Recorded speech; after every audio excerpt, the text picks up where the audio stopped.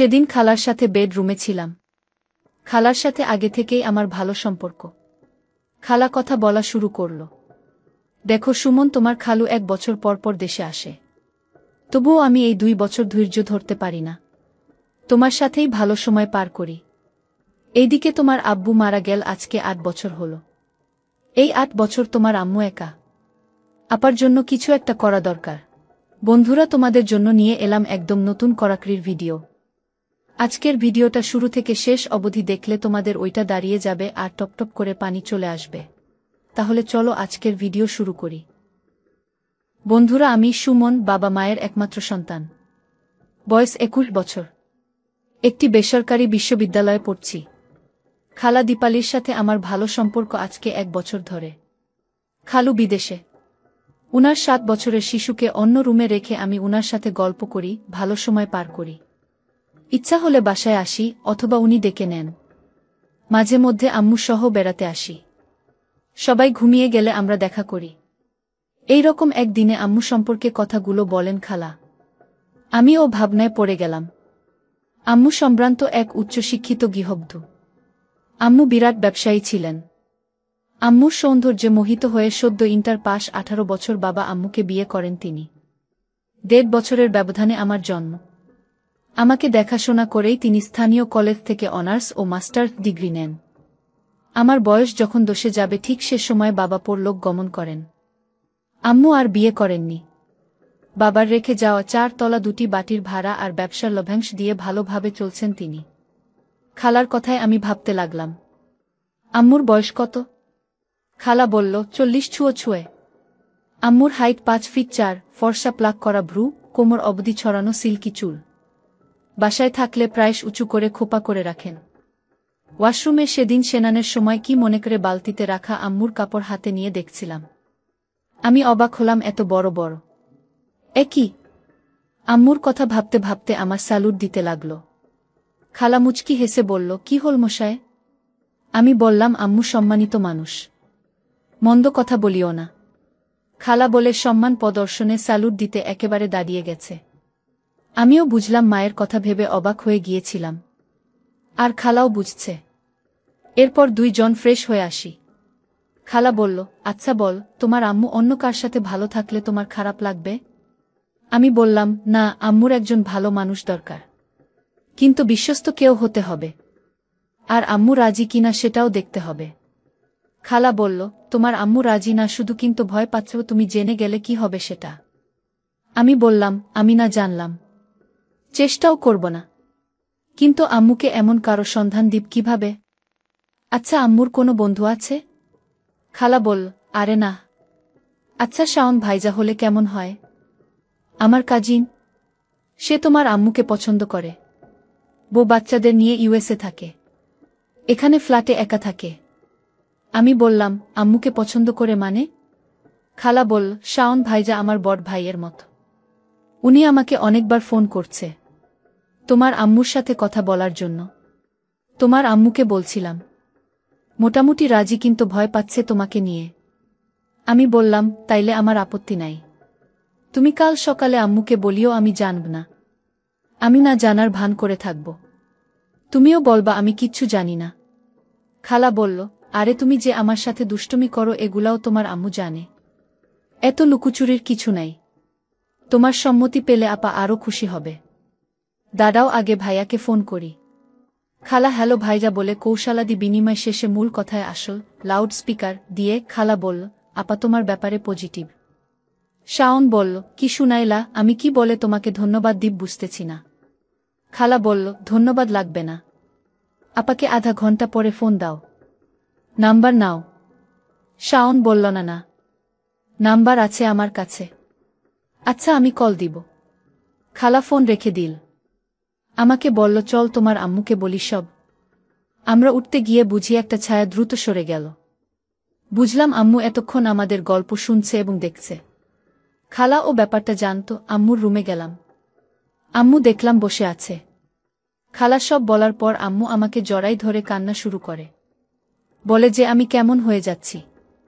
আমি কান্না থামিয়ে দিয়ে বললাম, ওনার সাথে কথা বল। আর আমাকে সব কিছু জানাবে, আমি সাপোর্ট দিব। আম্মু মুচকি হাসি দিল। ওহ, শাওনের পরিচয় দেয়া হয়নি। ওনার বয়স ৪৫ হবে। শ্যামলা গায়ের রং, জিম করা পেটানো শরীর, চুল সব আধা পাকা। ক্লিন শেভ থাকেন, তবে গোপ রাখেন। গোফ ও আধা পাকা। শক্ত সামর্থ্যবান পুরুষ বলতে যা বুঝায় উনি তাই। এর মধ্যে উনি ফোন দিলেন। আম্মু রিসিভ করতে লজ্জা পাচ্ছিল। খালা রিসিভ করে লাউড করে দিলেন। আম্মু লাউড অফ করতে চাইল, আমি ইশারায় না করলাম। আঙ্কেল স্বাভাবিক কথা শেষে জানতে চাইল একা কিনা। আম্মু বলতে যাচ্ছিল, এর মধ্যে আমি আর খালা ইশারা করলাম একা বলতে। আম্মু বলল যথারীতি। উনি ফোনে কথা বলার অনুমতি চাইল। আম্মু না না করতেছে। আঙ্কেল ওই দিক থেকে আর আমরা এই দিক থেকে প্রেশার দিয়ে হ্যাঁ বলালাম। শেষমেশ আম্মু রাজি হল। খালা আম্মুকে বলল মন খুলে কথা বলতে। আমি আর খালা রুমের বাইরে চলে আসলাম। এভাবে প্রায় 2 ঘন্টা এরা কথা বলল। আমি ততক্ষণে রুমে এসে শুয়ে পড়ছি। সকালে আম্মু খালাকে কি যেন বলল। বুঝলাম আম্মু লজ্জা পাচ্ছে। আমি বললাম, জোরে বলেন আম্মু। আমি কিছু মনে করব না।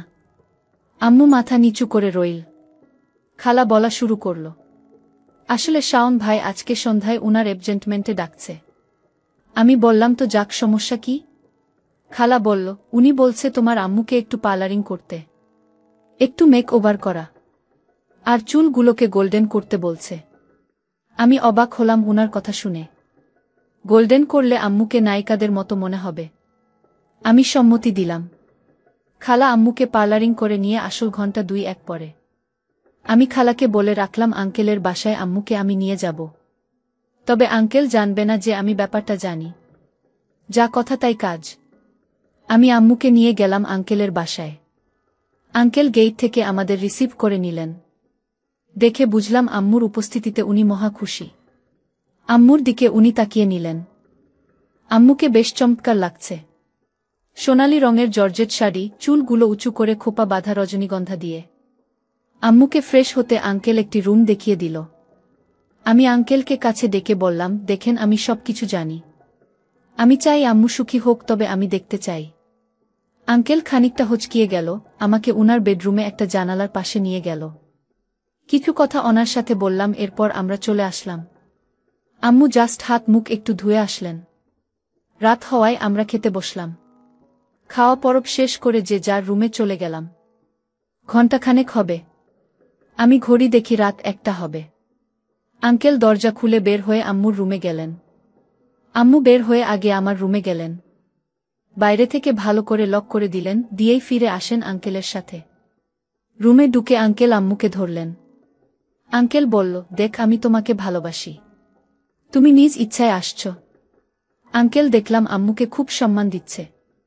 2 মিনিট পর আঙ্কেল কথা বলা শুরু করল। তোমাকে আমার রানী বানিয়ে রাখতে চাই। আম্মু দেখলাম অনেকটা স্বাভাবিক হয়েছে। বললেন, কে মানা করছে? তো রাখুন না রানী বানিয়ে। এভাবে কিছুক্ষণ খেজুরে আলাপ চালিয়ে আঙ্কেল অদ্ভুত আচরণ করতে লাগলেন। এরপর আম্মু বলা শুরু করলেন, আসলে হাজবেন্ড মারা যাওয়ার পর অনেকের অনেক প্রপোজাল পেয়েছি, কিন্তু কারো ডাকে সাড়া দেয়নি। হঠাৎ কি হলো জানি না, আপনাকে ভালোবেসে ফেললাম। আজকে নিজেকে অনেক খুশি মনে হচ্ছে। এই কথা শুনে আঙ্কেল অনেক খুশি হলেন। কিছুক্ষণ এই সেই কথা বলে আম্মু ঘড়ির দিকে তাকিয়ে দেখেন রাত 4টা। আম্মু বললেন, রাত অনেক হয়েছে, এবার আমি রুমে যাই। আঙ্কেলও বাধা দিল না। ওয়াশরুমে ঢুকে ফ্রেশ হয়ে বের হন। দেখলাম আম্মু চুল এলো খোপা করলেন। আম্মু বের হয়ে আমার দরজার দিয়ে নিজের রুমে চলে গেলেন। আম্মু ভাবছে আমি হয়তো ভিতরে ঘুমিয়েছি। আম্মুর রুমের লাইট অফ হওয়ার পরে আঙ্কেলের রুমে গেলাম। আঙ্কেলকে থ্যাঙ্কস জানালাম। আঙ্কেলও খুশি হলেন। আঙ্কেলের ফোনে একটি কল আসল, দেখলাম খালা ফোন করছে। আঙ্কেল বলল উনি খুব খুশি হয়েছে, আরও 2 দিন আম্মুকে এখানে রাখার জন্য কথা বলতে বললেন। আমি আমার রুমে চলে আসলাম। এসে খালাকে কল দিলাম। কল এঙ্গেজড পেলাম। একটু পর খালা ফোন দিয়ে বলেন, তোমার আম্মুর সাথে কথা বললাম। আপা তো অনেক হ্যাপি, সুখে কান্না করে দিয়েছেন। উনি আরও কয়েকদিন থাকতে চাচ্ছেন। তুমি না হয় আমার বাসায় চলে আসো। এখান থেকে তো ভার্সিটি কাছে। খালাকে বললাম, আমি ক্লাস ব্লাঙ্ক দিব কয়েকদিন। আম্মুর সুখের জন্য একটুক তো করা উচিত। খালা মৃদু হেসে ফোন রেখে দিলেন। আমিও সেদিনের মতো ঘুমিয়ে গেলাম। পরদিন সকালে সব স্বাভাবিক মনে হল। আম্মু ঘরণীর মতো রান্নাঘরের দায়িত্ব নিল। সকালের নাস্তা তৈরি করলেন। আমি আর আঙ্কেলকে সার্ভ করলেন। আম্মু শাড়ি পরা ছিল। আঙ্কেলের পাশে এসে আঙ্কেলের পাতে মাংস তুলে দিচ্ছিল আম্মু। নাস্তা শেষে আমি আমার নির্ধারিত রুমে চলে আসলাম। আঙ্কেল ও পিছনে পিছনে আমার রুমে আসো। এসে আমাকে বলেন তিনি এখন বের হবেন, কাজ আছে উনার। উনি এরপর উনার কাজে বাইরে চলে গেলেন। আম্মু বাড়ির বাকি কাজ সেরে নিয়ে সেনানে গেলেন। সেনান সেরে নতুন একটা শাড়ি পরে নিলেন। আমি আম্মুকে জিজ্ঞেস করলাম, আঙ্কেল কেমন মানুষ? আম্মু উত্তর দিলেন, ভালো। আমি কথা বাড়ালাম না। দুপুরে আঙ্কেল আসলেন। লাঞ্চের আমি ফ্রেন্ডদের সাথে আড্ডা দিতে বাইরে গেলাম। রাত 9টায় বাসায় ফিরে দেখি আম্মু ডিনার সার্ভ করছেন। এরপরের দিন আঙ্কেল ব্যবসায়িক কাজে 1 সপ্তাহের জন্য বাইরে যান। আমি আর আম্মু বাসায় চলে আসি। বাসায় 2 দিন থাকার পর আম্মু কেমন যেন করতে থাকেন। আমি বুঝতে পারলাম। আমি 3 দিন পর খালাকে ফোন দিয়ে আমার আর আম্মুর অবস্থা বললাম। খালা বলল, দাদাও আমি আসি। সন্ধ্যায় খালা আসল। আম্মু রাতের রান্না বসাতে গেলে আমি আর খালা আমার রুমে কিছুক্ষণ গল্প করে ডিনার শেষে খালা আর আম্মু বেডরুমে গেল।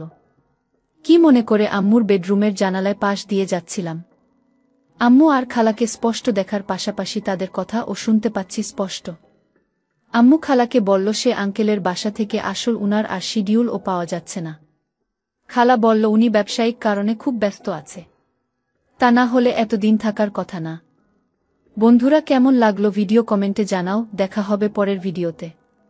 সেই পর্যন্ত ভাল থেক বন্ধুরা।